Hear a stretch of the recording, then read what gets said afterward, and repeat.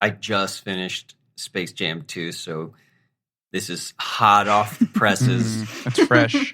You're feeling hot. You're feeling toasted.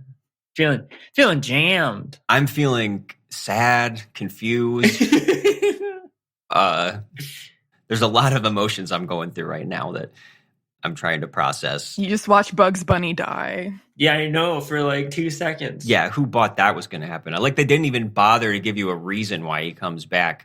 As if I give a shit anyways. He just died to his friends, basically. He, like, left Cartoon Land to live with us here. I died at the end of that movie.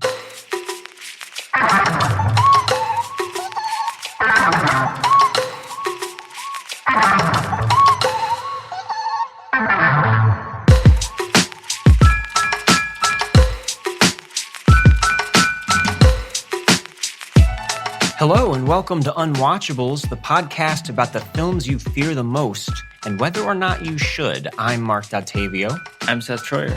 And today we're discussing two of the highest profile bombs in recent memory, so-called blockbusters that took for granted our appetite for pre-existing properties and relentless CGI, and losing their studios millions in the process. Those films are 2019's doomed adaptation of Andrew Lloyd Webber's world-conquering musical Cats, and 2021's sequel to a hit now over 20 years old, Space Jam: A New Legacy. Meow.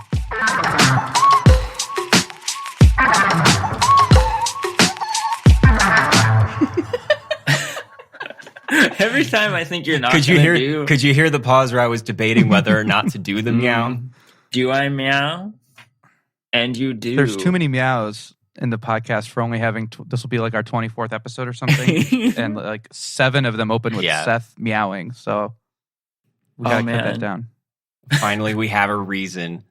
Anyways, Seth, would you like to introduce our very special guest for this episode? Emily B is here. I'm very excited that Emily B is here. Welcome.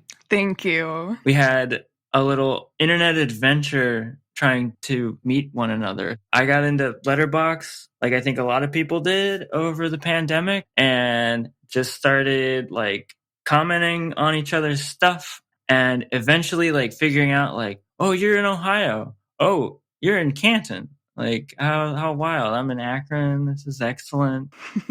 I'm in the house. Yeah. And then Emily was in my house. It was bad news from there. But Emily is a wonderful writer. Like, you're the master of the short letterbox review that I think is like a subtle art. And quite often people just giggle to them. I know I do. It is frowned upon, though. A lot of people hate the one-liners. Yeah, I could see people kind of frowning on it. It's like, I did a lot of research and I wrote a lot of words about Barry Lyndon. And this girl just said like, I don't know, man, nice skirt. And then they get mad, you know? You have your own podcast, don't you? The rumors are true. I do. Can you tell us a little about that? Okay, I'll tell you about it. So it's called I'm So Miserable with 5 O's. No one needs to listen to it.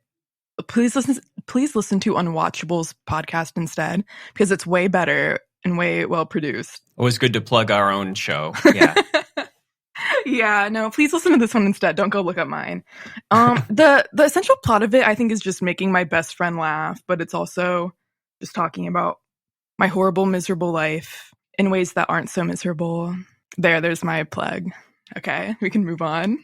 Yeah, well, I'm sorry to add to your misery with these 2 particular movies, but I guess maybe that was an appropriate way to have you on. Just trying to help. I was dreading it. I was absolutely dreading rewatching both of these movies. Last night, I went to Giant Eagle and I bought 2 of those fake juice energy shots just so I could stay up and watch Space Jam 2 for you both. So you were rewatching them? You had seen them?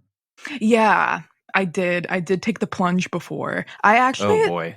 Cats was the last movie I saw in theaters in December 2019. Before like COVID happened. I don't know why I missed it. I was super sad that I never got to it because I was so excited when I started like seeing previews and hearing like what I had been hoping for a long time, which was like, I feel like movies were getting too smart and too good at like not totally falling on their face in front of everyone. And I was very excited when this one kind of did. And I was just like, yes, I want modern badness. I'm very excited about modern badness. Yeah, boring bad has really been having a moment as far as movies that suck at the theater. And I don't know, one of these might fit that description. But as far as Cats goes, it's funny that you say that, Emily, because this actually was almost the last movie that I saw in the theaters before the pandemic hit.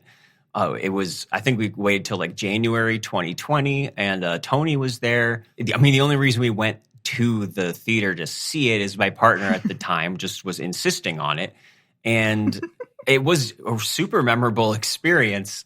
And if we hadn't just at the last second decided to go see a Portrait of a Lady on Fire, and literally the next day after we saw that, the theater and everything closed down due to COVID. And so like just under the gun, I managed to have that not be the last thing that I saw in the theater for like 2 years.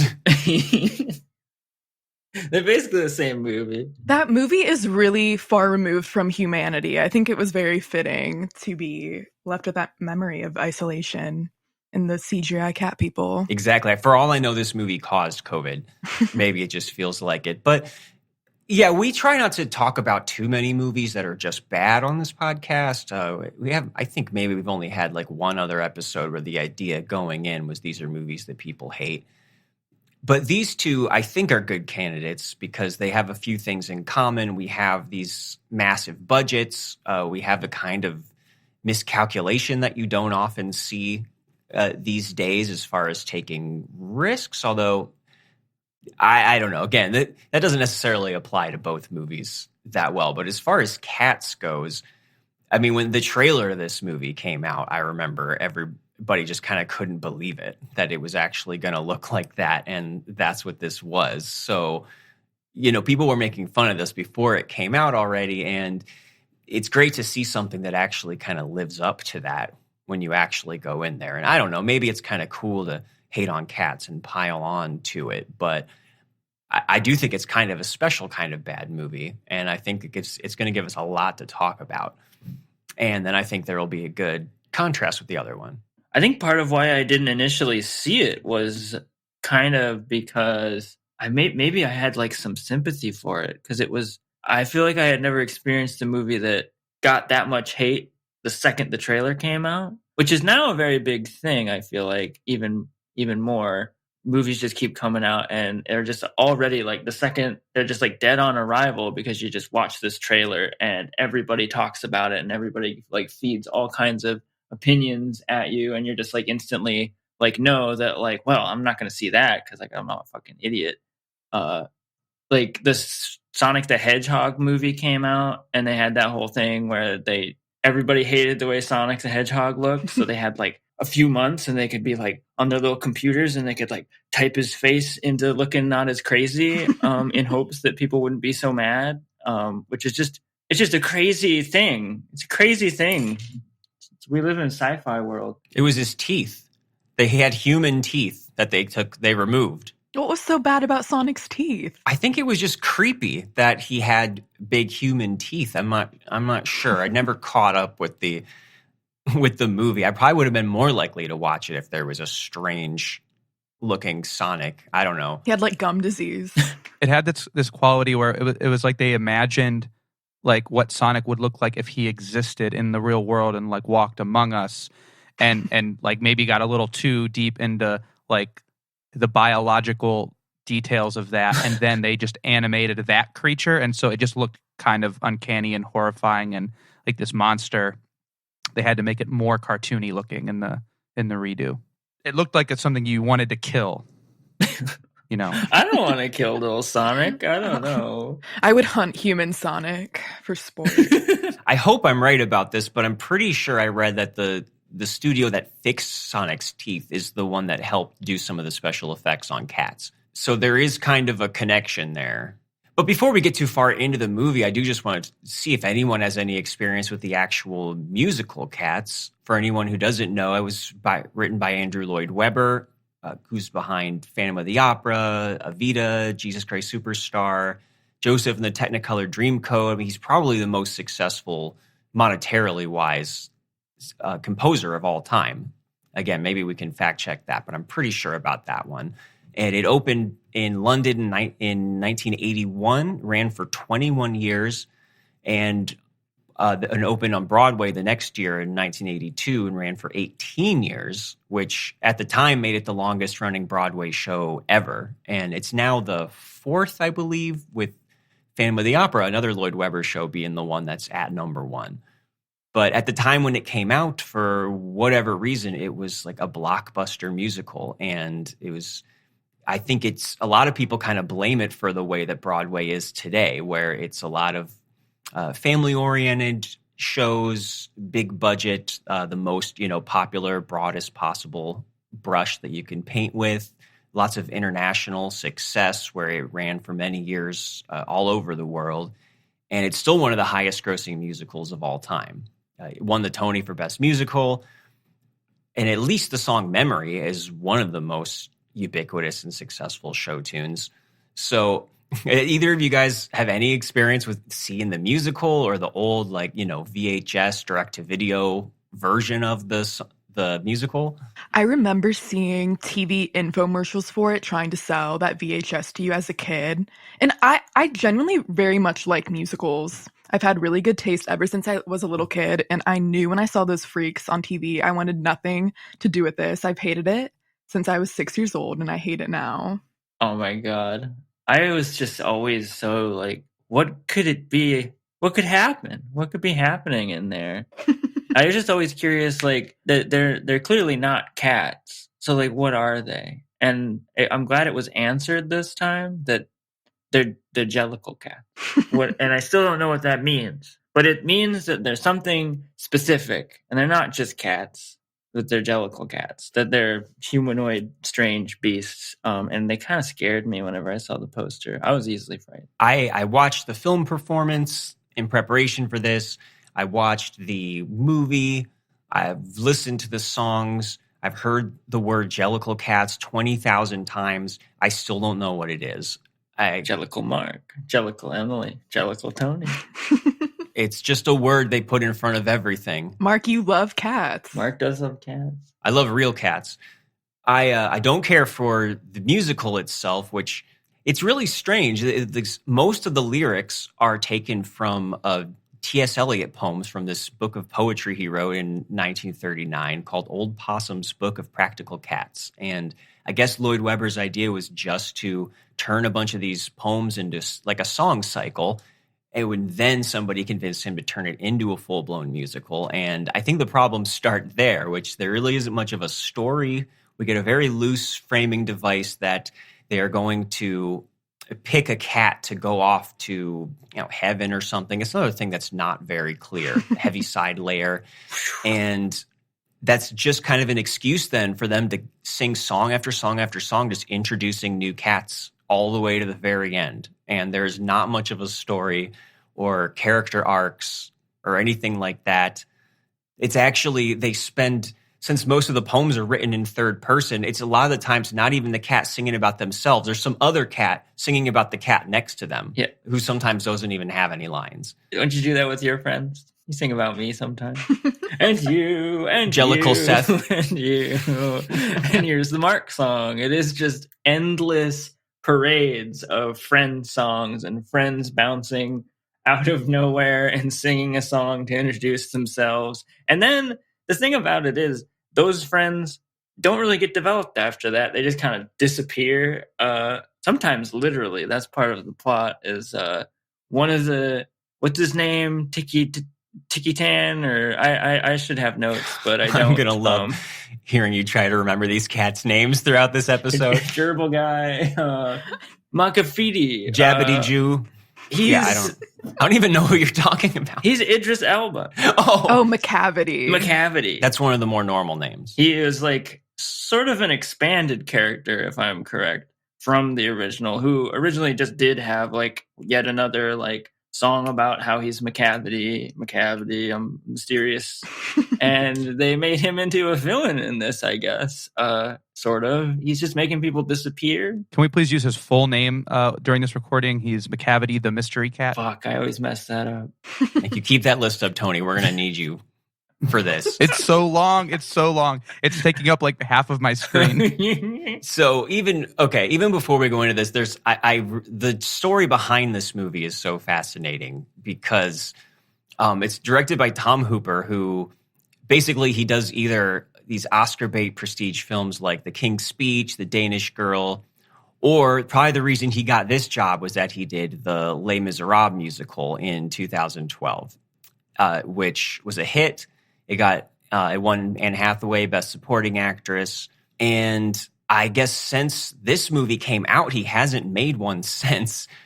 They were working with a budget that by some estimates was as high as $100 million. It only made about 75, and apparently after like the marketing costs, Universal may have lost over $100 million on this movie, which is, the kind of schadenfreude that's really kind of hard to resist. It does my heart good. It does my heart good to hear them just it leaking out of their pocket. Did you see this like with a group of people, Emily, or what was the spirit that you saw this in?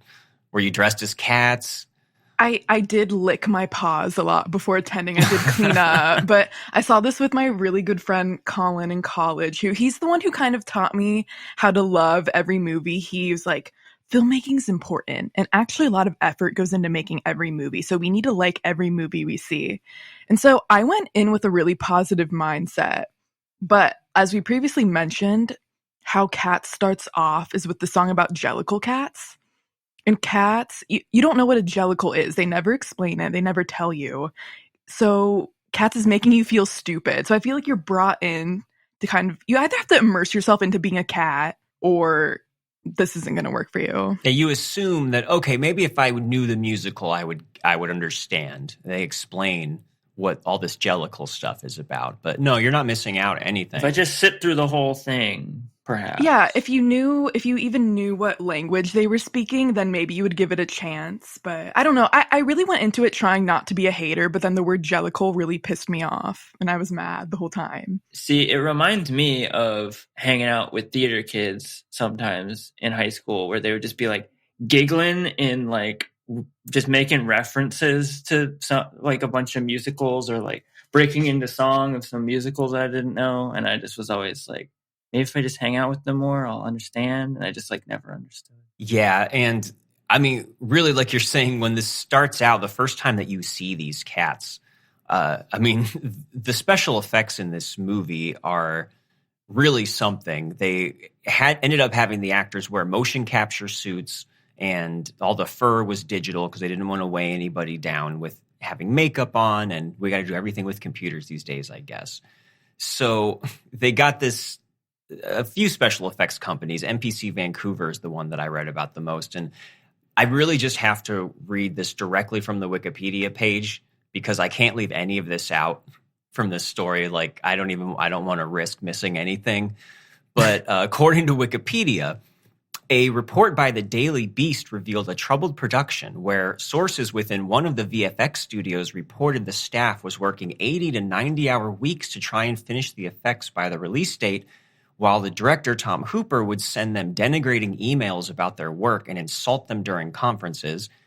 This was additionally complicated by Hooper's lack of familiarity with the visual effects process and animation as a whole, where the director would demand entire complete renders be made at great cost or that real-life references of cats be used for every movement. The team spent 6 months producing the film's 2-minute trailer, leaving just 4 months to finish the entire 110-minute film. The film's visuals were completed just hours before its premiere. And I remember, too, the Oscars that year, after everybody had been making fun of this movie, that two of the stars, James Corden and Rebel Wilson, yes. I just saw this clip, and it's horrible. They appear in the cat outfits, I think giving the award for best special effects or something, or maybe best makeup. And I guess it played well at the time, but you can't help but kind of feel bad, though, for all of these people who had worked on the movie and been shit on constantly for it and were just kind of doing their job, especially when you're in the movie. Yeah, Rebel says, like, we know the importance of visual effects better than anyone as like a sarcastic joke, just like totally throwing all those poor people under the bus, like it was totally their fault for it being a shitty ass idea in the first place, you know? I thought the cats looked great. I wouldn't change a thing about the cats. Oh no, I sure wouldn't. Don't change cats. No, that's part of the magic. I think they looked exactly how they needed to. I found them so garish sometimes, I gotta say. There's something profoundly wrong about how they look. Just the conception that they're supposed to be real cats, but they're these human cat hybrids. They're like monsters. Well, they're Jellicle cats. Exactly. And the If you know, consistency you know, Marc. of the scale is never right.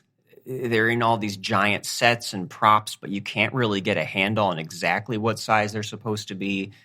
It's very strange. I did hear they were originally going to do this as an animated like cartoon in the 90s. The same studio, I think, that eventually helped them out. It's like sub-studio of Amblin, which was Steven Spielberg's production studio. And they had like, there's some stills out there. It looks pretty good. It looks like a movie about animated cats. You know, they look like cats actually, rather than these like sort of hybrid human cats. But that never happened. They did We're Back and Balto and shit instead, which I think is maybe for the best. They still went bankrupt though, I guess. Did you hear the rumor that they had to remove the buttholes that the cats had? Oh, I was wondering what the deal was with that. Yes, I read about this to decipher exactly what it was, because I knew Marc would know about the cat buttholes. I do. Although, Tony, you seem to be, the cat buttholes really just woke you up, so. This has been a topic of discussion leading up to this recording, because we've talked in previous episodes of Unwatchables about the famed butthole cut of cats that may or may not exist. And in talking about this, Marc seemed to find a lot of evidence to suggest it was kind of a myth, or maybe had been blown out of proportion. One of those urban legend type things that would follow a movie this colossally bad around. But then it seems like there is some truth to it. There were maybe not intentional buttholes like animated into these cats, but essentially like sort of the visage of buttholes that had to be removed from some of the like more poorly constructed like scenes. So I don't know. We can deep dive this if we want to, but yeah, it's there's somewhere out there some disgruntled animator who was like sleeping 5 hours a week and just furiously animating these shitty cats in and out every day. They have probably stills that they stole that have the buttholes there in all their glory, but it's not as we're never going to get a cut of this that has like Judi Dench running around with like her like big cat butthole in everybody's face or anything like that. That just doesn't exist. Zack Snyder will put it together one day. Oh my God. And actually, there were so many like glitches or things that were wrong with the special effects after it was released that they sent out like an updated version of the film for theaters to download, I think a week or two after it came out. And one of the big things was that there was a shot or maybe a whole scene where Judi Dench's entire human hand with her wedding ring on it was visible. Whoa. Oh my God, they were cheating even up to the end. They're cramming for the test. I think I did see the pre-hand cut, and it was something that was like talked about to really pay attention for, like a little cookie or something. Mm-hmm. And it really pissed me off. Put a glove on that bitch's hand, you know? It's not that hard. I wanted to see a paw. Is there more to the plot synopsis? You know, it is one of those where so the main character, the white kitty, she's like a non-actress. Well, she's an actor. Anyone who acts is an actor. But she hadn't acted before, I don't think, in a traditional sense. She was a ballet dancer. This was supposed to make her a star. Well, that's not a character that's in the original musical either. This movie does actually make some attempts to adapt things and make it into something that could be a movie. And one of those things is giving us this new protagonist as kind of an entry point, because otherwise, why are all these cats just looking at the camera and telling nobody about each other? And that's why she has like no lines either. Yes. And they wrote her a new song, co-written by Taylor Swift and Andrew Lloyd Webber, which you could tell is a really blatant attempt to try to tell us what her arc is. And I'm not so sure. I don't know. Did Victoria make a big impression on anybody? Because this is a pretty unfortunate introduction for a new actor. I thought she was hot. I did too. I don't know. Yeah, if you're coming forward, I'll come forward. We thought she was Taylor Swift for a few scenes. I really did. Oh, I just assumed she was Tay, but no. The Taylor Swift reveal is big and grand. I knew exactly when Taylor walked in with the bejeweled catnip. Yeah, I'm not sure what she's doing in this movie. She's another just random person who shows up for one scene and really does not have the voice for musical theater, or at least for this. It makes sense, you know. She would. Some of the people fare better than others as far as the actual singing in this. Hers seemed pretty awkward to me. I'll tell you what, best performance for me is Ian McKellen in this. I thought he was just wonderful. Like both as acting as a weird cat old man and singing a song about being a cat old man. I had never heard Gandalf sing before, and I think he did a wonderful job. It kind of fits him being like an old actor cat, singing about being an old actor cat. I totally agree. That was actually maybe my favorite part of the actual musical. That role was played by John Mills in that, and it's not like he has a great song or anything, but he appears very frail, and there is a kind of pathos to him being this old cat with palsy and trembling paws.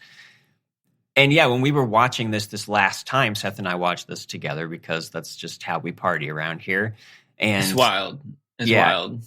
For the length of time that Ian McKellen had his song, we kind of forgot, that this was a movie to make fun of, because he just has a kind of, he was being very playful. He has this kind of effortless gravitas to him. And I would say he might be the only person who comes out of here like relatively unscathed. Yeah, I would nominate Jennifer Hudson as a close second. Yes. Just because she does get the honor of singing Memory, but they do slut shame her in the beginning and make her seem like the most disgusting cat because she obviously slept with Jason Derulo. These fucking dicks. She spent a night with Mr. McCavity, like they say. They were mean to her. Yeah, no, she does a great job. And I do like that song. I mean, it's you can't help but like that song. It's the one classic. Especially when she does her like big old like, is it easy to leave me? That thing, that's wild. But yeah, overall, the music, I mean, Memory is obviously the big song, and there were like one or two others that I at least kind of found to be catchy.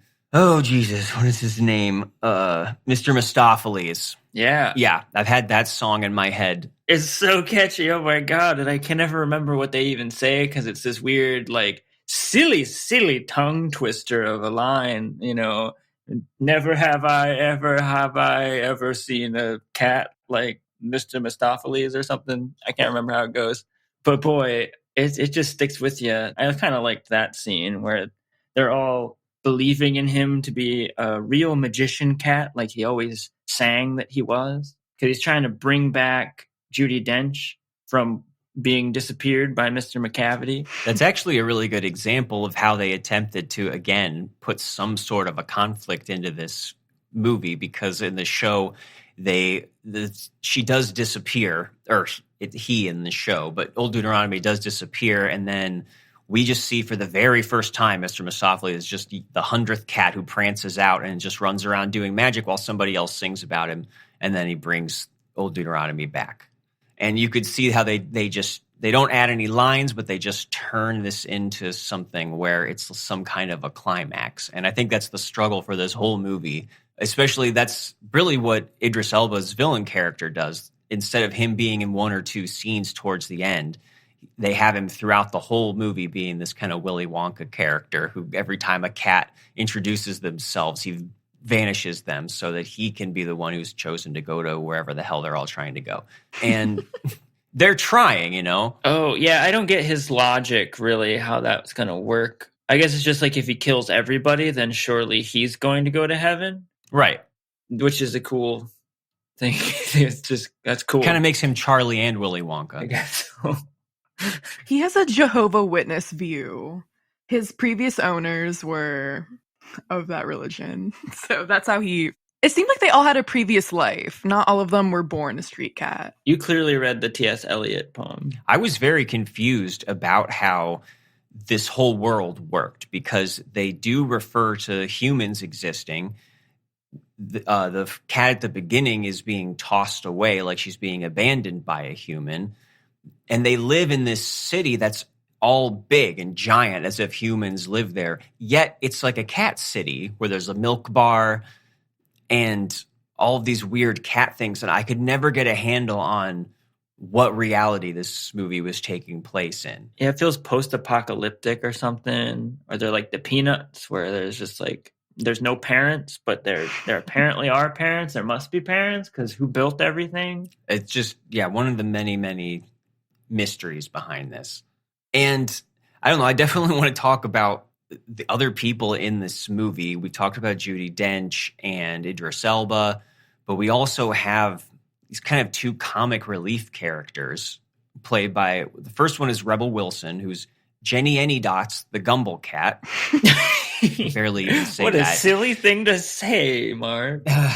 If you were to show one scene from this movie to show out how outrageous it would be her scene where she's this house cat, has this whole number where she's dancing around and there's little mice with children's faces on them. Oh, man. There's dancing cockroaches, which she plucks and eats. That's too much. And there's one moment where she literally unzips her skin and they pull off like her outer cat and there's just more cat underneath. And it's really unnerving. And that's also in the first 20 minutes. They don't give you any room to breathe. Mm-hmm. And then in another 10 minutes, James Corden walks through the alley.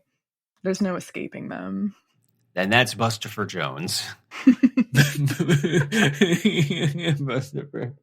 And you can see the way that they just let him go and riff.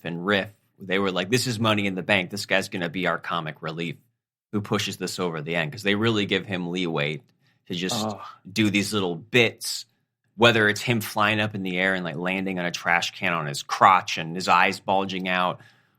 Or just him and Rebel Wilson gets all the puns. Oh man, that ball joke, I couldn't believe it. I couldn't believe it. Yeah, there's nothing funny in this movie that's trying to be funny. He looks just like Mike Myers' Cat in the Hat. Oh, that's a good one. Yeah, the Mike Myers Cat in the Hat really is what everybody kind of resembles, except in a more uncanny CGI kind of way.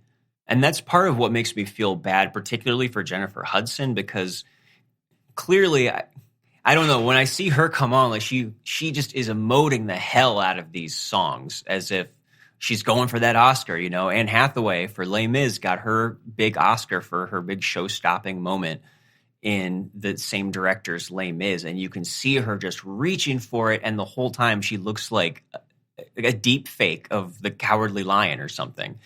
Yeah, she looks like a Bratz doll version of a cat. Yes. It's very unnerving. And I don't even know why she agreed to do this because she already has her EGOT. I think everyone was convinced this was going to be a renowned film. I think they were lied to.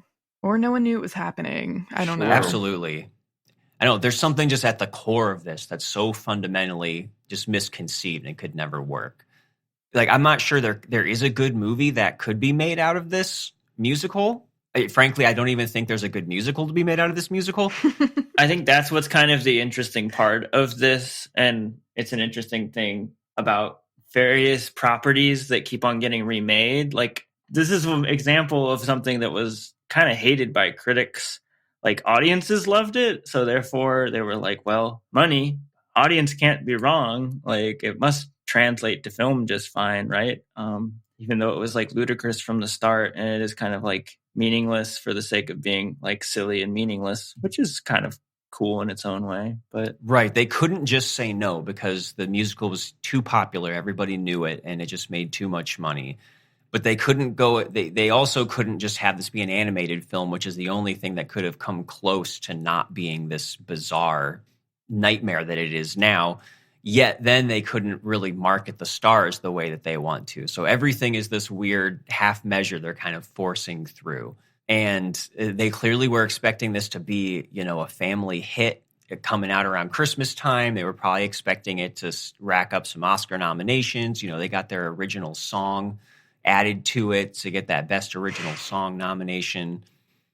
And it just all blew up in their faces. And it's hard not to have some fun with that. Although I do feel bad for the people who worked long and hard on this. And maybe that's what your friend Emily was trying to say going into this. Yeah. These poor people. He wanted me to appreciate the time that went into it. Yeah, and I really do. I do appreciate that. But that is part of the train wreck fascination of this movie. It is a kind of bad that you don't see every day. It's not. I never was bored. I can say that much. It's fascinatingly bad. Part of the problem why it doesn't translate well to the screen is that I think there is some sort of sexual nature to seeing it in person. There's something about dressing up as animals, as we know, it's a big phenomenon. And I had a friend who went to see it in high school, and she came back like very changed. And I think part of the allure was that like the human cats brush by you as they're performing, like they touch you a little bit. Ooh. So I think with no promise of touching and the fact that they just looked very like frumpy, that's why the movie wasn't successful. That's why. Because they're just teasing that they're gonna come up and, you know, tickle you or whatever. Yeah. Well, in this movie, it did get something of a second life in kind of that Rocky Horror way, where I read that there were certain cities that would show this almost in repertory, and they would have sold out screenings. So they would be midnight screenings. People would be dressed like cats. They would be singing along.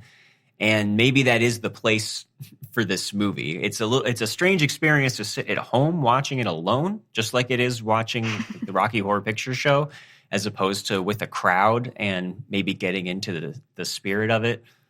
So I could see having fun with that. And not every bad movie could hold up in that kind of a situation. Yeah, I think it is interesting what Emily's saying, even though it's kind of a joke, but also not a joke. I don't know. It is like this thing that you can't help but think about must have been in the people's minds making this, because it is like coming out around this time where like cosplay is a big deal and furries are a big deal, and all of that crosses over with a certain, or can cross over with a certain sexuality or something. So I don't even know, like maybe on like certain days they were like debating on whether or not that was an angle. I don't even know. Yeah, I don't know if it was intentional, but how could this not be a huge movie with furries? I mean, how could it not be? The whole cast are these human animal hybrids. I may have had a little awakening. I don't know. I read an interview that Taylor Swift gave where she talked about just like the way they would approach that idea about like how human or cat-like they needed to be. And sometimes they would spend hours, working on a scene only to come back later and say, you all looked too human-like. We're going to redo all of today's scenes, but this time you're going to be crawling around. Or other times they would say it was like everyone was too cat-like and like the choreography got lost in the cat-like movements, and now we need to redo these scenes but dancing. And it just seemed like there was never... There was no vision for how that should translate to the screen. It was just like a day-by-day sense of like, okay, well, this felt weird. Let's redo it now. Maybe we should go back. Just chaotic everywhere. Like anywhere there should have been like a creative voice in this doing something. It seems like there was not. It really sounds like Tom Hooper just did not know what he was doing with this, in addition to, by all reports, being a grade A asshole too. Ooh, really? So maybe if this puts an end to his reign of bad Oscar movies, winning awards, that's one good thing that came out of Cats. Did you guys know about Cat School? I did read about Cat School. Yeah. This is also from the same Taylor Swift interview. So Taylor Swift said that the cast attended something called Cat School that they held on set, I think every day. And this is a quote from her. Cat School was something in which we would literally do hours on end of barefoot crawling on the floor, hissing at each other. We learned about cat instincts and the way they carry themselves and the way they process information and the way they see the world, the way they move. I think if there's some value in this, it's that, not that there are many actors here who are like contemptible, but there are at least some people here that it's nice to imagine them getting knocked down a peg or two. So the idea of like Tom Hooper having this like insane writhing around, hissing at people cat school where people like Taylor Swift and Jason Derulo and James Corden are being kind of humiliated, I think is funny. and then to have Tom Hooper himself have to be humiliated by the final product is pretty funny. And then even the ones spending the money to do all this humiliation being themselves humiliated by losing like $100 million is just like, I think you can appreciate this movie on that level, if no other. So 5 stars from me. I told Seth when we were watching this that what I really want is the video footage of them rehearsing and filming this before the special effects. That's the movie that I want to see. I want to see Cat School. Oh, Cat School, the documentary, yeah. I want to see their faces when after all of their months of filming, they saw what it looked like finished. There's a lot outside of this movie that adds to it. Marc, Seth, and Tony, I'm dying to know, if you had to insert yourself into this movie as a cat, what scene would you want to be in? And what's your cat's persona? Maybe I'll sing my song first, then Marc sings his song, and then Tony will sing his song. And then you have to sing your song, Emily. Oh, I'll sing my song right now. I actually pictured myself, I was in the James Corden scene. I'm just a normal looking gray cat. And I'm like within the trash. That's where I would put myself in the movie. I think my name's the Bone Muncher and I'm the most normal cat. But if I had to like have a song, I'd just be like, I'm eating my trash. My cat would That's already as good as any song in this movie. It's the trash cat. Mr. Mistopheles looks just like the tuxedo cat that I have. So I definitely related a lot to him. And I've been singing to my cats with the melody of his song for days now. I really don't know how to answer this because I do not know what is happening in this movie. I guess I would like to be the cat that gets to just be like assumed into heaven in a hot air balloon at the end after singing the coolest song. But beyond that, I don't know what any of these cats are doing. Yeah, let's talk about that ending because once they finally, I didn't get to sing my song yet. I didn't even get to sing my song yet. Okay, if you're going to sing a song, I'll stop right now. I'm tick-tock, the tick-tock cat, ticking. It's time. That would be, I don't know. I would live in the clock tower, and I'd be orange. I'd be one of those, like, tiger cats. I had more time to think about it while you guys were all, like, thinking about yours. So if you're impressed, that's why. Thank you, Seth. I wish I had something that good. But it would, the song would have a bunch of, like, gears, like, and like Bjork in Dancer in the Dark. It would be a lot of like music, concrete kind of music. Yeah, I would just hop onto the whole Jellicle thing, and so much of this is just made up words. They're like, well, look, it's a Jellicle door. I'm going to go take a Jellicle bath and do some Jellicle math. Sorry, I guess I'm going to get past this part. What were you going to say when you interrupted my song? Just that image of they finally, again, spoiler alert, let Jennifer Hudson is the one who gets to go to wherever they're trying to go to. And it just ends with them putting her in this basically hot air balloon and sending her off into the sky. It's fucking hilarious. And they have a big, long final number. And then we just return at one point just to see this thing just going and going. It's up in the clouds now, clearly way into the atmosphere where there's no oxygen left. And I just want to see this cat asphyxiating. It's a test for your cynicism, basically. Are you a big old cynic who thinks that there's no heaven if you go high enough as a cat in a hot air balloon? Or do you still have a little bit of that little boy Marc in you left over that believes? I died inside during this movie, so it's not there. What do you got? What do you think, Emily? Do you think she goes to heaven? I think all cats go to hell. I don't even particularly like them. Oh, shit. Oh, we can get out of here right now. I did hear there is another poem by T.S. Eliot. This is not a bit that is called Pollicle Dogs. And it's just it's just dogs. And they're called Pollicle Dogs. And they do pollicle things. Yeah. So when they get to the final line of this, and Judi Dench looks at us and just says, a cat is not a dog, as if that's what this whole movie was about. Again, that must just be some other line from a poem that he didn't bother to turn into a musical. That is such a crazy info dump of like complicated wordplay and like world building that I don't understand. Like I kept on trying. She keeps on saying all these like, they seem like non sequiturs and then they aren't and then they are. And there's all these, I wish I had the lyrics up, but there's all these weird things that she says that are just like, it's not, but it is but sometimes only when it is. All this kind of like, and if you just like tease it apart, like everything else anybody's saying in this movie, it just totally doesn't mean anything, because it's just like about saying things that seem silly and grandiose and are fun, but it's not about like it meaning anything. That's Cats in a nutshell. So the question is, would you unwatch this film if you could? And any other final thoughts you might have about Cats before we move on to a different kind of disaster? Emily, would you like to start us out? Ooh, I will. So about 4 hours ago, I did rent this on my mom's Apple TV account. It was $3.99. She's really upset with me. And so for that reason, I would unwatch this movie because my mom's pissed. And Send her to us. We'll pay for it. okay. I think you can get whatever phenomenon out of seeing this horrible, harrowing CGI. You can watch the trailer and get everything out of it this 2-hour movie gives you. I don't think it's worth putting yourself through it. So I would unwatch. I would rather not know. Ooh. That is a good point. And they did have many more months to work on the trailer than the finished film. That's pretty fair. I would not unwatch it. I would say that I enjoyed it quite a bit with you, Mark, at least. And who knows, maybe it's just because you were there with me, you know, because it's all about who's there with you while you're riding through life. But I did enjoy it on a just like, this is fucking crazy and I can't believe what I'm seeing. And I was just like genuinely, I think it's not all me laughing because it is bad and silly.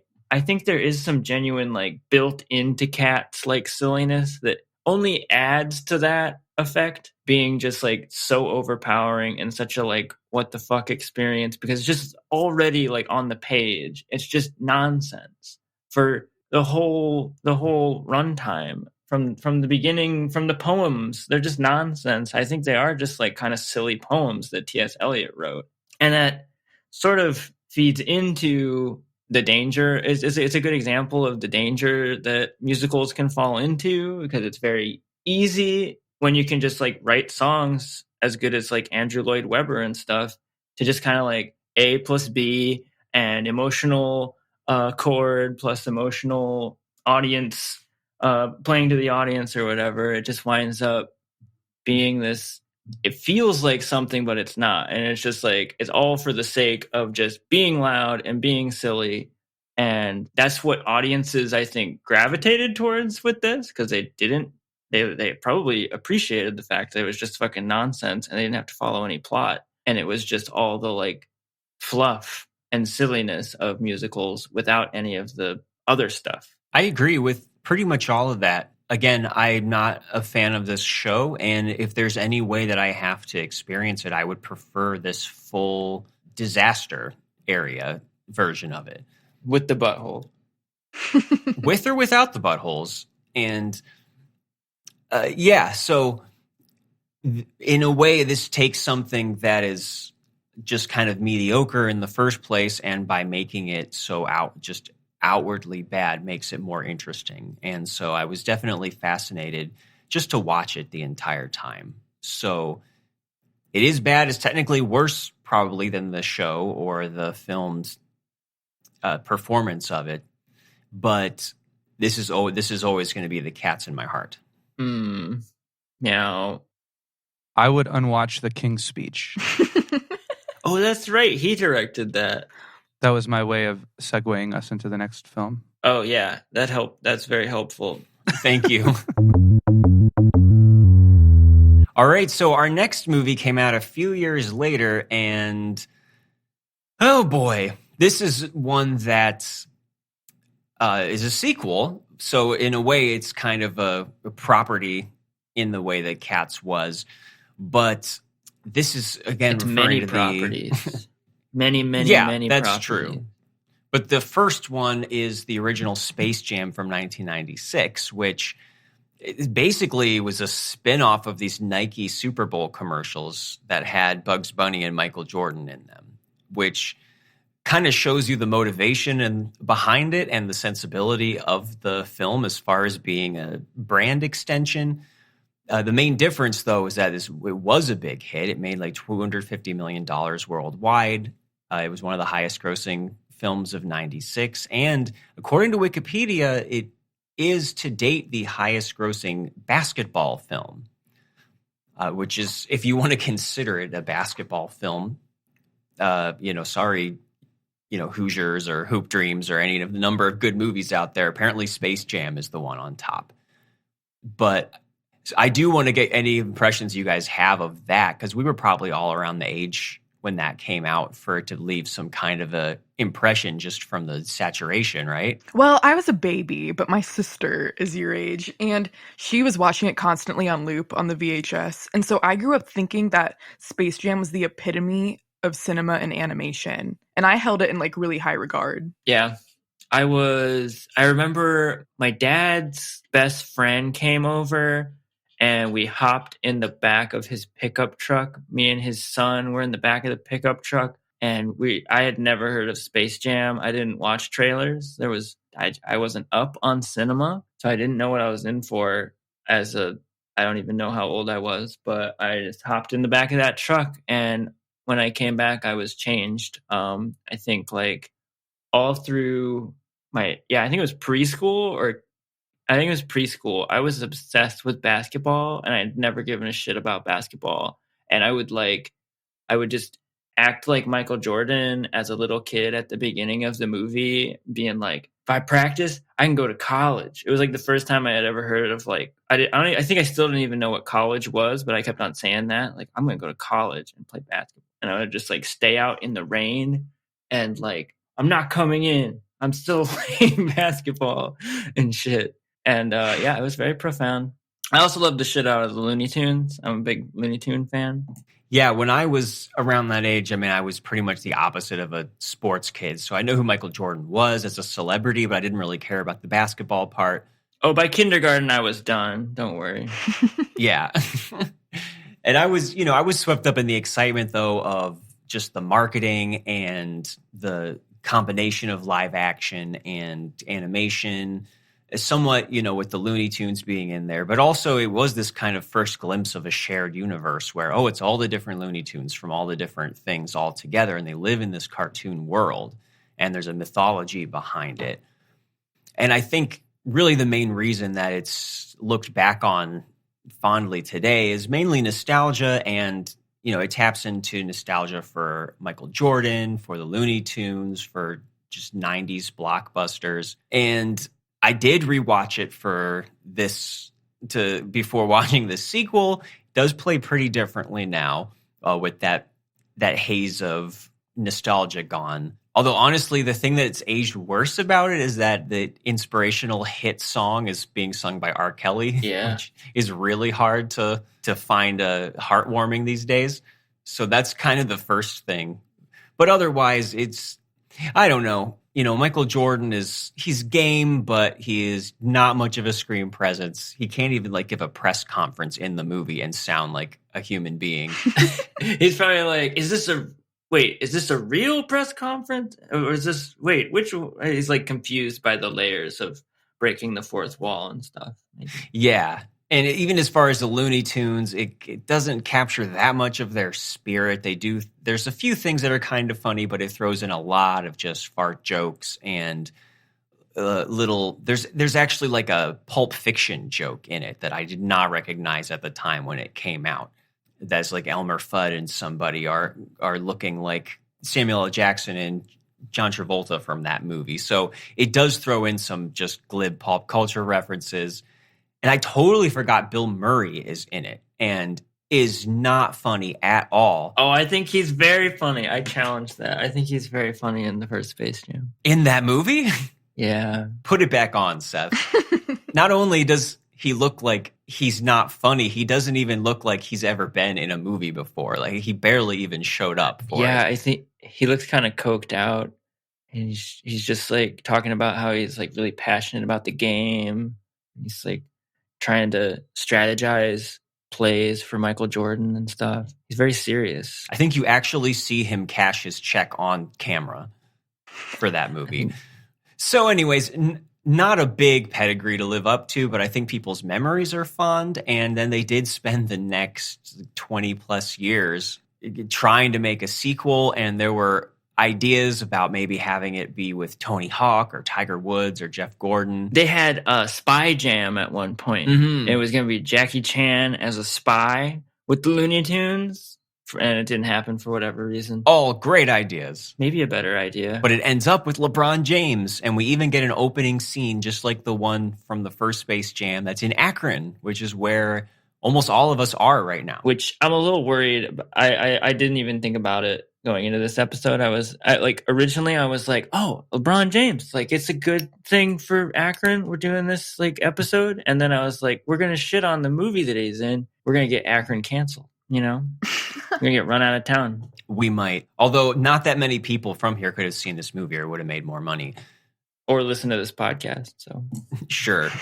Although, to be fair, this had like $150 million budget, and I think the final total was like $163 million that it ended up making. But this did come out during COVID, and this was one of the movies that Warner Brothers put out on HBO Max simultaneously when it came out in theaters. So I don't know how fair it is necessarily to consider it a flop on the level of Cats, because this was kind of a strange time as far as movies making money in the theaters. But it did get pretty bad word of mouth. I mean, I haven't run into anyone who liked it, and I know that it got terrible reviews. So what is the difference between this and the first Space Jam? LeBron James is a better basketball player. ooh. Okay. That's the difference. We're cutting this part out. This is too controversial. We have limits on this podcast. I will say, I think he might fare slightly better than Michael Jordan on screen as far as just his line readings. I know that... Boy, I also disagree. You know, Man, you got to watch that movie again. definitely No, I watched it recently. I was drunk, but I don't know. Maybe I'll have to watch it again. But I think I just find Michael Jordan to be a lot more charming on screen, just in general. Not a great actor, but I don't know. Also, maybe the lines were a little better. I don't know. But we're just comparing either one. Pretty bad idea, making a basketball player have to carry a movie with a bunch of cartoons, you know, like just operating in some green screen and having to act, which is hard for good actors. It's really hard for non-actors. Sure. Well, where do you fall on that, Emily? Well, I do think Michael Jordan is a freak human who like feeds off human blood, and so I don't think he translates as very friendly. I think he's a bit snarky to the tunes the whole time, where I genuinely do believe in LeBron and Bugs Bunny friendship. I think it's real. See, I like that Michael's giving him a hard time, but you know, Well, good. I'm glad Emily and I are on the same side here. hey, I can be alone. I think there are stretches of this too where he is actually an animated character, and I think that he's a little more comfortable doing the voiceover. Yes. And they can add the expressions instead of him having to do them on his face. His face do the proper thing, yes. But I know he did have a small role in Trainwreck a few years before that kind of put him on people's radar and was like, oh, he could be kind of funny or charming. I don't really remember. It's been a while since I've seen that.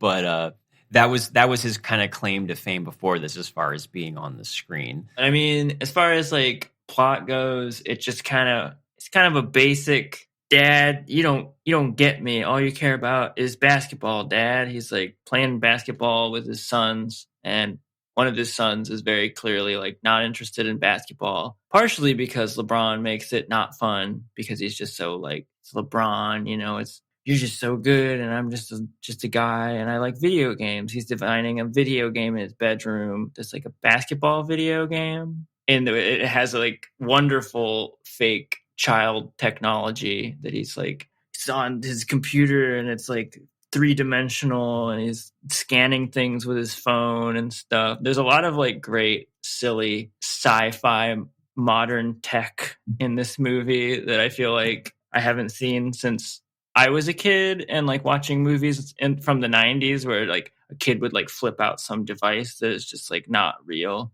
Well, this is basically, it's Ready Player One, isn't it? We have this, what they call the Warner Bros. Serververse, which just saying that makes me want to never watch a movie again.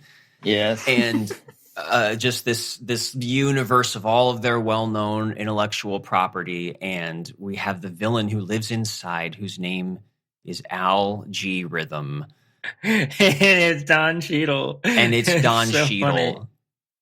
And he, one thing leads to another, and he basically traps LeBron James inside the serververse, the Warner 3000, so that he can rescue his son, and they have to play a basketball game for some reason in order for him to get out.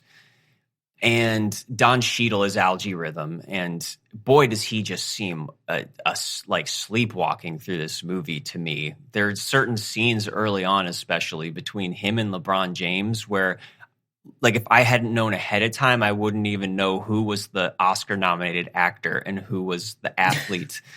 Like they are both he just seems so bored to be there. And I mean, Sarah Silverman turns up at some point. I don't know why she's there. You never see her again. Like they just wanted to throw some recognizable faces in there. And yeah, they end up going through this little world and having to assemble a basketball team. So now we have the Looney Tunes back, but they're also trapped inside all these different movies. And I don't know. My first question here, though, is just in 2021, like, are we still looking for these like superstar athletes to be in movie vehicles with the internet and everything? Is that even that exciting anymore? That, maybe spending an evening with Michael Jordan and Bugs Bunny would have been cool back in 1996. That sounds cool all the time. I don't know. Couldn't you get your LeBron fix in some other way now than a movie like this? I don't know. I can't think of another thing like this, like this kind of brand extension even being necessary anymore. What about Kyrie Irving's movie Uncle Drew? Did that fare well? I don't know that. Given that I've never heard of that, I'm going to guess not. Explain. Oh, okay. I believe Kyrie Irving was in a commercial as a character Uncle Drew, and then people thought it was so funny and liked it so much they thought, let's make this into a real movie, and they did. And that always goes great. What's the commercial about? Uncle Drew, I think his character he's an old man who has the skills of like an elite NBA player still. I want to see that. Man, anything that works at 20 seconds long, obviously, is going to make an awesome full-length movie. 2.5 hours. I'm familiar with this, at least with the commercials that spawned the movie. I haven't actually seen the movie, but I did just look it up. And I would say, to answer your question, this actually, compared to Space Jam, A New Hope or whatever, actually did much better because it made about $50 million on an $18 million budget. So I think that's probably the way you do a useless basketball star comedy vehicle these days. Not this way. Ouch. The demographic was like Super Bowl commercial watchers, so I don't think Space Jam: A New Legacy was able to tap into that. Yeah, and I wonder what the demographic is, because you have the whole LeBron James aspect, but you also have, I don't know, people who remember this movie from 1996 fondly, which I'm not sure how many kids these days really would. And do they even care about the Looney Tunes at this point? Yeah, I mean, the Looney Tunes were already like not a big deal to us as kids as a whole. Like at like when we were young. So it is kind of wild to just keep on to see it popping back again. This was like this weird thing where I was like, finally, I think as much as I love Bugs Bunny and shit, I'm just like, don't ever bring him back, please. Like he's them killing him at the end of this movie. I was fine. I was like putting the pillow on his head at a certain point. It's like, you shh, quiet. Don't even sound like yourself anymore. I don't even know who this voice actor is. It's just like the end of Cuckoo's Nest. I don't know. I mean, it's definitely trying to be for kids. So especially for like the first 20 minutes, I was kind of like, maybe we're just kind of being dicks by adding this to the podcast a little bit. And like, maybe this isn't worthwhile or something to talk about as far as modern flops are concerned. Maybe it didn't deserve the Razzie.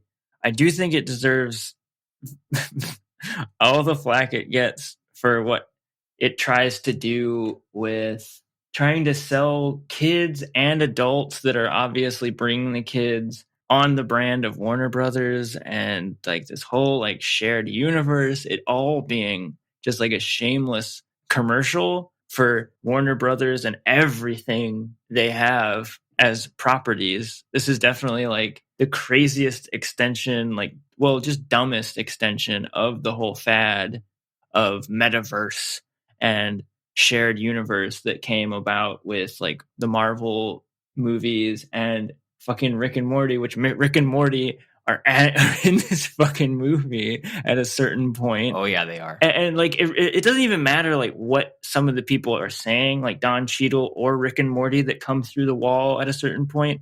I'm just like in such shock that like what's happening and like what they're even trying to keep up with, like what the purpose of any of this is other than to just be a commercial. It feels like I'm waiting for the fucking thing at the bottom to come up that I can just like skip to the YouTube video that I'm supposed to watch the whole time.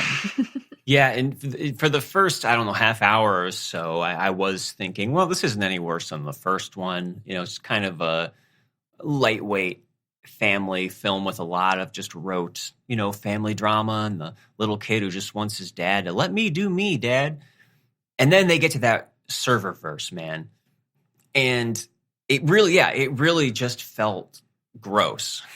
Because first of all, who's a fan of just Warner Brothers properties? Like, oh man, that's my favorite brand property. Like, who even knows that their studio does Harry Potter and DC and who cares? And every time you see something, you just go, oh, okay, so this is one of the 3 studios that owns everything, and I guess these are the things that they put out. And so they go through Harry Potter world, they go through Wonder Woman and the DC world, and we see an animated Justice League. But then they turn up in fucking Mad Max Fury Road, live action, and Wile E. Coyote is in there. That was crazy. Just for people who love Harry Potter and Mad Max, and then this sequence of this whole like stretch of the film is so disgusting. There, all of a sudden he's in Austin Powers. We're in another 90s movie, and Elmer Fudd comes out as Mini-Me, and it's just like every guy who, I don't know, would still be in an Austin Powers costume in 2022 and going, yeah, baby. Who is this for? Because then the next scene is they insert him into Casablanca. And when she says, play it again, Sam, it's Yosemite Sam. And at this point, Marc. Pretty good. Rick and Morty, we get Game of Thrones, The Matrix. Because what is funnier and more relevant than a Matrix joke in 2021, where we have Granny and Speedy Gonzalez show up? I don't know who would enjoy this. It's for me. I have to be honest. It's for me. You know, maybe I should have... Before I came on so strong, I should have saw where everybody was coming from. I invited Emily on the podcast because Emily is the biggest Space Jam 2 fan. I know. She has an Austin Powers wig on right now, and I was wondering why. I'll say that I'm a huge LeBron devotee. I will watch anything that man does, including like horrible Lakers games. And I like Mad Max imagery. And so I have to admit that montage where LeBron is in the different movies, I loved it. And I want to see LeBron in Casablanca. It makes no sense because 12-year-olds aren't going to know it. I watched this with my dad who's 60 earlier. He was pissed. He was like, why the fuck is that in there? He's like, who the fuck is going to know what that is? He was mad. So I don't know. Personally, I had a lot of fun. It felt very like Princess Diaries, like makeover montage. I thought it was the best part of the whole entire movie. And I thought the animation within it is very visually striking and well done. And it's better than Cats. Ooh. That's a good review. Well, you know, I will say this. That is the least like tedious part of the movie, because you can't believe what you're seeing, and it is where are they going to go next. Oh yeah, it's not tedious. It definitely sucks me in as far as just like my brain being just in overload of seeing Foghorn Leghorn on a dragon saying winter is coming. Yeah, it was good they didn't put him in any of the like rape or castration scenes from that series. Just pretend that it's all about dragons. Oh, LeBron is a Hufflepuff. We figured out that LeBron is a Hufflepuff through this movie. So that's the funniest thing I've ever heard. It's real. It's just a fact. That idea that idea on its own is very funny. He's really psyched in this movie about it too. I want to offer some kind of rebuttal to Emily's take there, only for the reason that if I'm going to contribute to the discussion of this film, this is the last point chronologically that I would be able to do it. So I'll admit, like, you know, Sing It Sam and then it being Yosemite Sam, like, under other circumstances, that joke is right up my alley.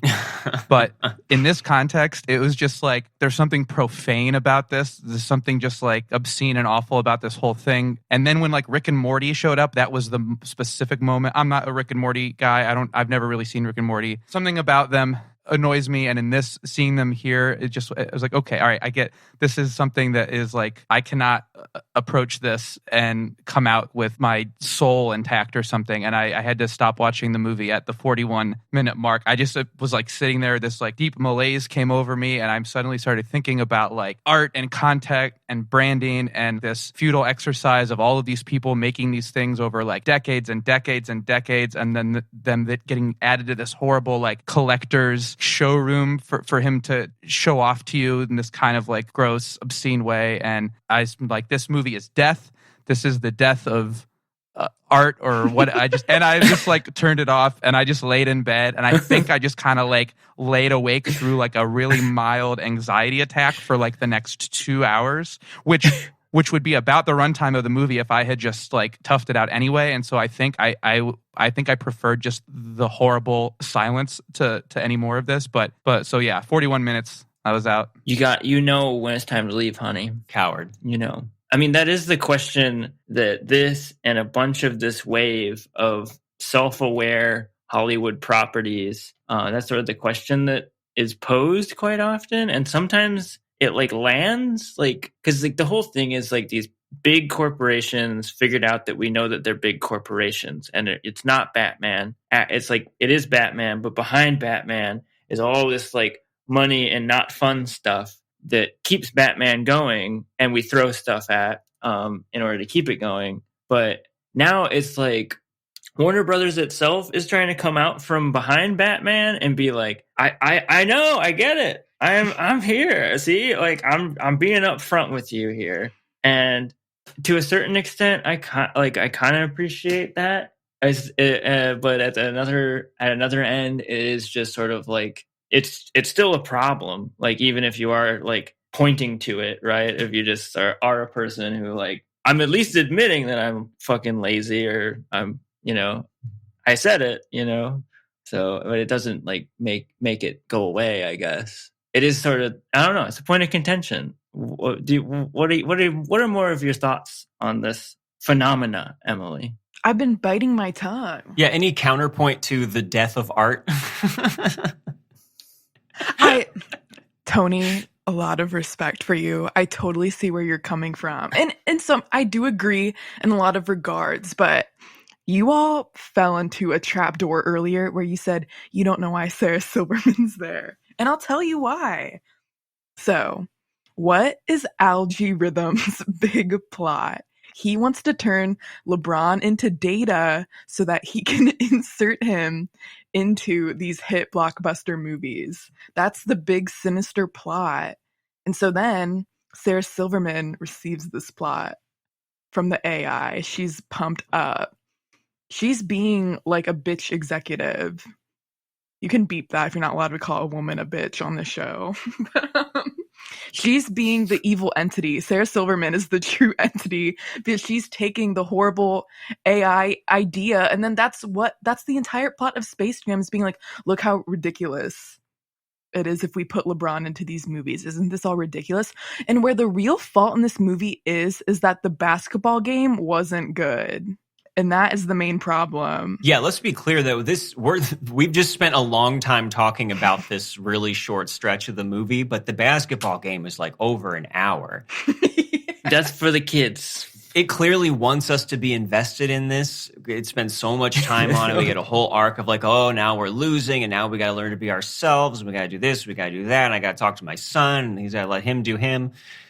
And we have the whole thing with Bugs Bunny has to like sacrifice himself, and you know, who really cares at that point? But I care. I was like, I could not pay attention to any of it because I was staring into the stands the entire time. And this is Even Yeah. weirder to me than the other stuff that they did is that they have in the audience, you got the Iron Giant, you got the Gremlins, you got the Mask, you got King Kong, Space Ghost, Voldemort, the clown from It is in there. And they show them a lot just in the background. So I could never look away. Don Cheadle is standing next to one of the nuns from The Devils. Really? I looked it up. Yeah. Ken Russell's The Devils. They just did that just for you, Mark. And just for people like you, me, and you. It's for everybody. I believe that because this is no joke. The Droogs from A Clockwork Orange are seen very clearly They're there in the audience, like cheering. And that's just another thing of just reducing everything to content. It's giving you all the things you want. Maybe the movie has a message ultimately that is against that, but it does seem like it wants to still, that is the selling point for the movie, is for you to see that kind of stuff. I was especially distracted by, they had all the different generations of like Batmans, and like I saw the Jack Nicholson Joker, I saw the Heath Ledger Joker, I saw a lot of characters from Batman Returns, including the Penguin and Catwoman. But then next to like the Burgess Meredith Penguin, it was wild. Like I was seeing minor characters like the killer circus folk from Batman Returns were out there. And I don't know, man. I don't know what the fuck happened on that court. I was too busy looking at like, is that Mr. Freeze? Like in a robe from Batman and Robin? And when you get a close up, they all look like these really weird, grotesque, like street performers who were doing imitations of them. Yeah. I don't know, or maybe I was just looking for something to pay attention to at that point. To me, it seems like they got extras. They like went to a big sale at Spirit Halloween, and then they handed out costumes. We're like, all right, go do this. It felt like a lot. Have you guys ever been to like Times Square? Exactly. Like they have the horrible off-brand like Mickey's. It felt like a crowd of that. But I was physically pausing. I was physically engaging with the movie, pausing it to look into the abyss. And it looked back. Which again was distracting from the horrible basketball game. Were you guys physically engaging with the movie? No, not at that point. I didn't want it to go any longer. I was eating breakfast. I couldn't. Pausing it would have been like, this movie is already almost 2 hours long. And pausing it was only gonna, I might not even made it to this podcast recording. Did you guys like scrub a little bit? Am I the only one who ever scrubs on this podcast? That's cheating and you're a coward. All your fast forwarding. Yeah, dude. I don't know. It's just movies. I gotta eat breakfast and get to work, you know? I mean, the big game battle thing, I really was wondering if they were going to stick to the actual lesson that they were trying to lay down, which is that this game is not what's important. And it was kind of trying to communicate that to maybe an audience of children that are watching this, that are like obviously having a good time because it's a basketball game. But what's really important here is the lesson that LeBron is playing a basketball game, but really he would do anything. Like it doesn't matter. Like if it's a basketball game or like fighting Don Cheadle fist over foot, he would do it in order to save his kid.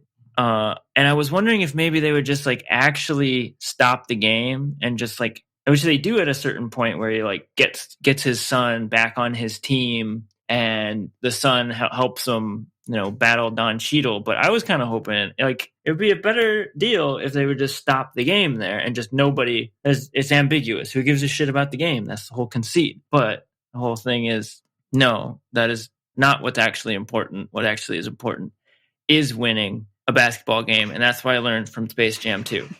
I think its biggest lesson is just, let your kid do what they want.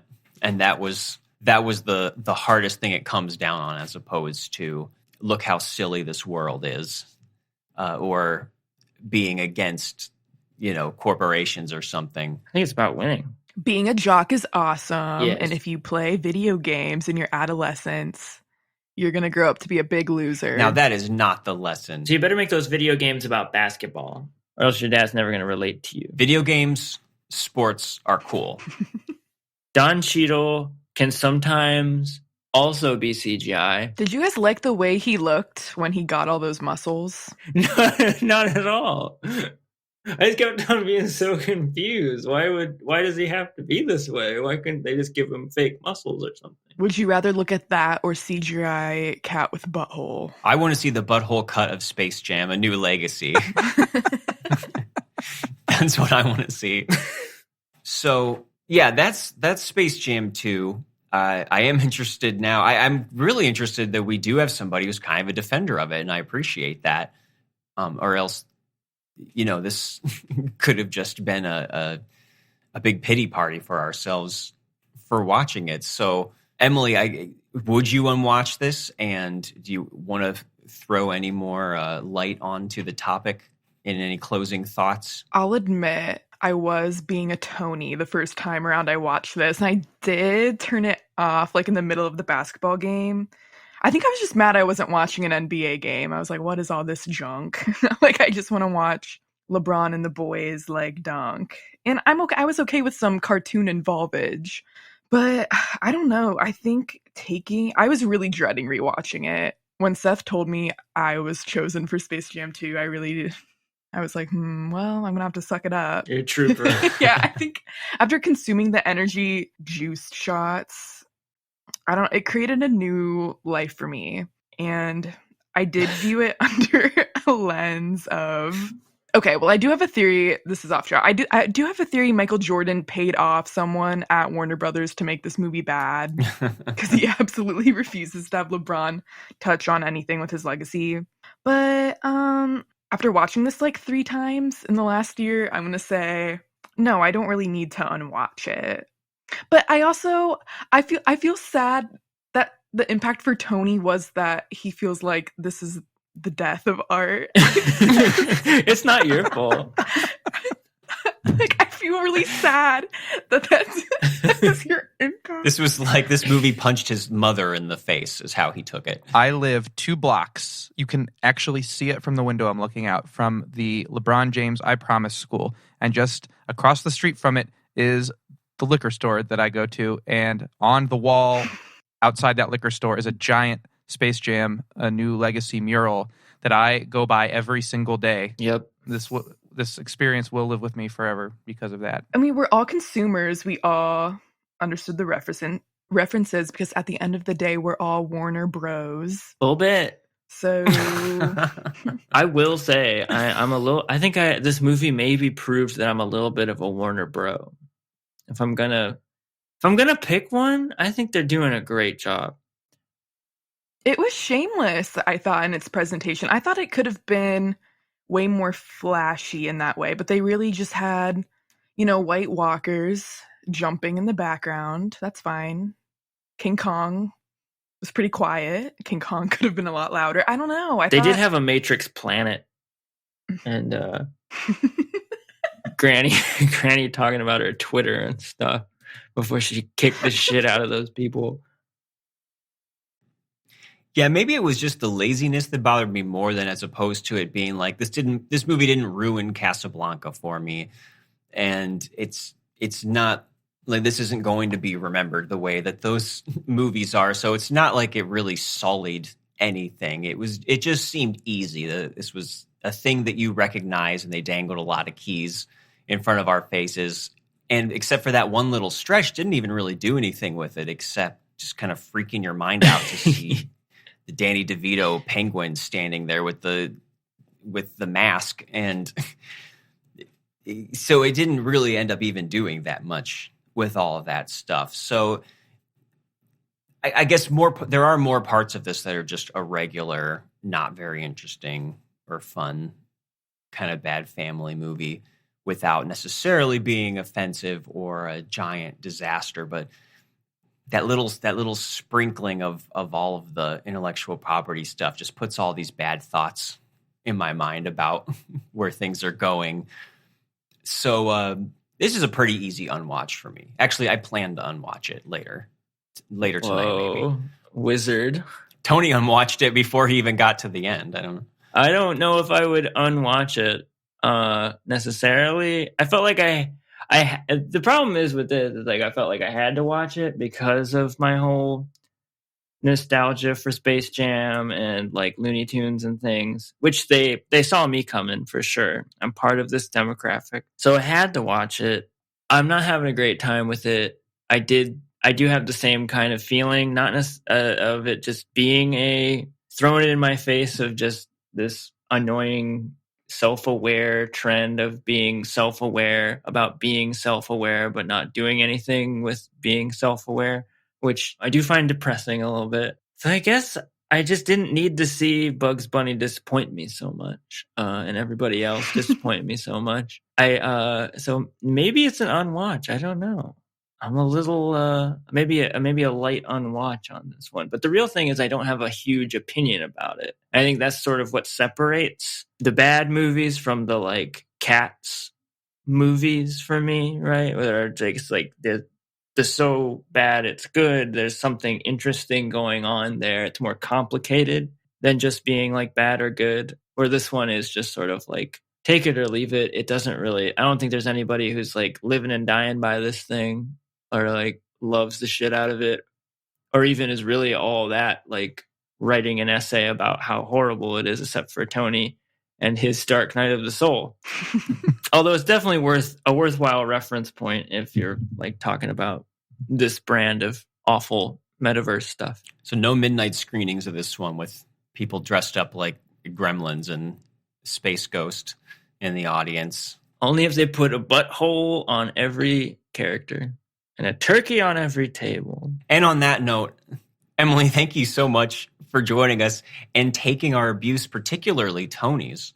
It's really the side of him I've never seen before, and I'm ashamed and alarmed. And we'll work it out. We'll talk with Tony. I want to take Tony's pain away, but thank you for letting me. We all do be here. Not that 41 minutes of it. You won't.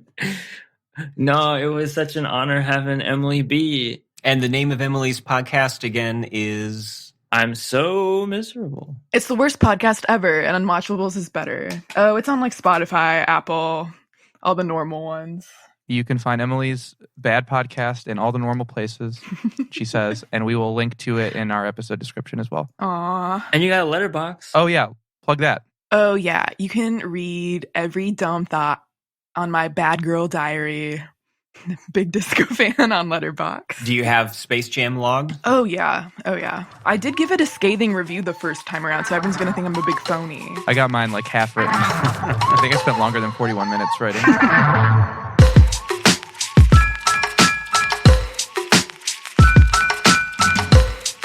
Unwatchables is produced by Tony Scarpitti, hosted by me, Marc Dottavio, and Seth Troyer, with artwork by Micah Kraus.